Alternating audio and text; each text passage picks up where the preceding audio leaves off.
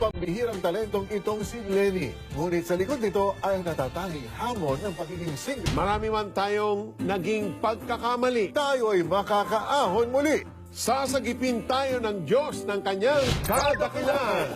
sa The 700 Club Asia. Susunod na. Makulay, mabusisi at detalyado. Yan ang mga ginagawang sand art ni Lenny. Ang sining ng paggamit ng mga pino at makulay na buhangi na mala painting ang kinakalabasan.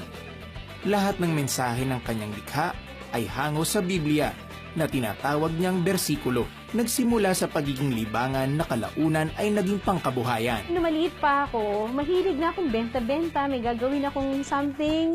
Tapos ibibenta ko sa mga klase ko. Natutuwa naman ako pag binibili nila. Napansin ko, mahilig na talaga akong gumawa mag-arts and crafts. Ngunit sa kabila ng inspirasyong na ibibigay ng bawat obra at mga nakakamanghang mga dekorasyon, ito rin mismo ang nagpatatag sa mga pagsubok na dumaan kay Lenny na isang single parent sa 5 anak. Nagdesisyon na maghiwalay. Masakit sa kalooban dahil hindi mo alam kung paano ka mag-uumpisa, kanino ka aasa, paano mo bubuhay ang pamilya. Napakasakit. Parang halos wala kang tigil ng kaiiyak. Dahil syempre, unang-unang may mararamdaman mo awa eh. Awa siguro sa sarili, awa sa mga anak. Subalit sa halip na manghina at mawala ng pag-asa, naging tanging sandigan niya ang salita ng Diyos. Dumating yung time na yun, sabi ko, Lord, ikaw na nga ang bahala. Ikaw na ang bahala sa amin, ikaw na ang bahala sa Kanya. Ako magpapatuloy. Awa ng Diyos, din ako binisi ni Lord. Noong mga panahon na yun, dinagsa ako ng orders. So, kaya yung lungkot, yung iyak-iyak, nawalan ng lugar yun. Hindi biro ang pinagdaanan ni Lenny sa kanyang negosyo. Nag-demo ako sa 52 section. At sobra akong tuwan-tuwa dahil ang isa lang ang hawak kong verse, isa lang ang hawak kong sample. Ito yung believe on the Lord Jesus Christ and you shall be saved.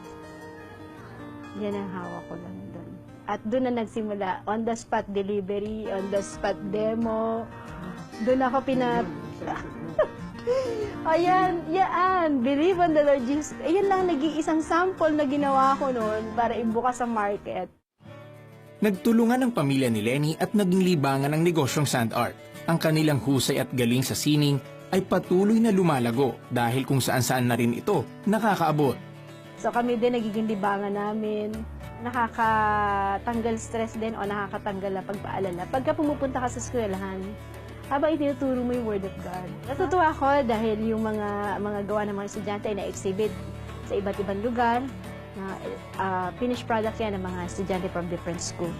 Dahil sa kanilang hanap buhay, iba't ibang parangal at pagkilala ang nakamit ni Lenny. Tunay na kapag ginamit ang God-given talents, may tagumpay sa hanap buhay.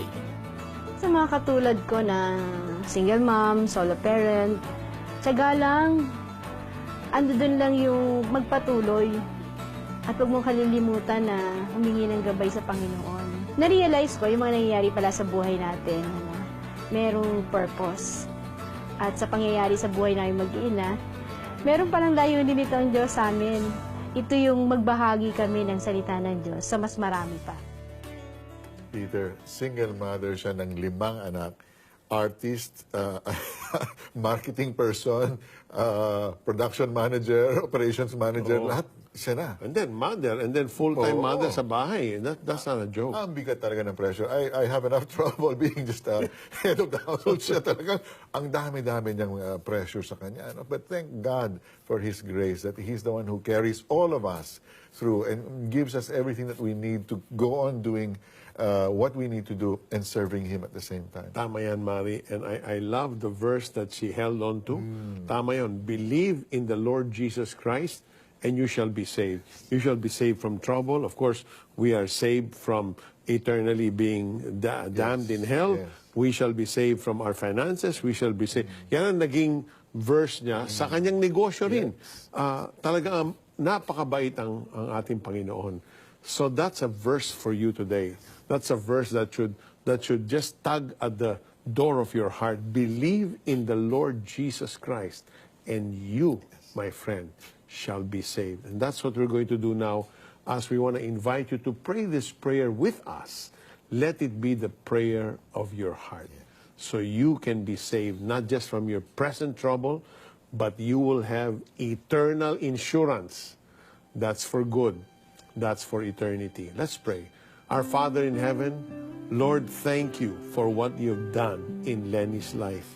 And so I believe, Lord, as I have seen her story and watch her and just see the many things she's able to do because of you, Lord, I too long for that in my own life. I too need to be saved. I too am lost, and I just don't know what the next move of my life will be. So right this moment, Lord, I acknowledge and affirm that you died, Jesus, on the cross to pay for all my sins. And I receive that now, that free gift of eternal life. Thank you, Jesus, for saving me. Right now, Lord, I ask you to come into my life, to be my Lord, to be my Savior. I turn over everything to you. Lord, empower me. Give me your strength that I can live a victorious life. I pray this prayer from my heart in the name of Jesus. Amen. Amen.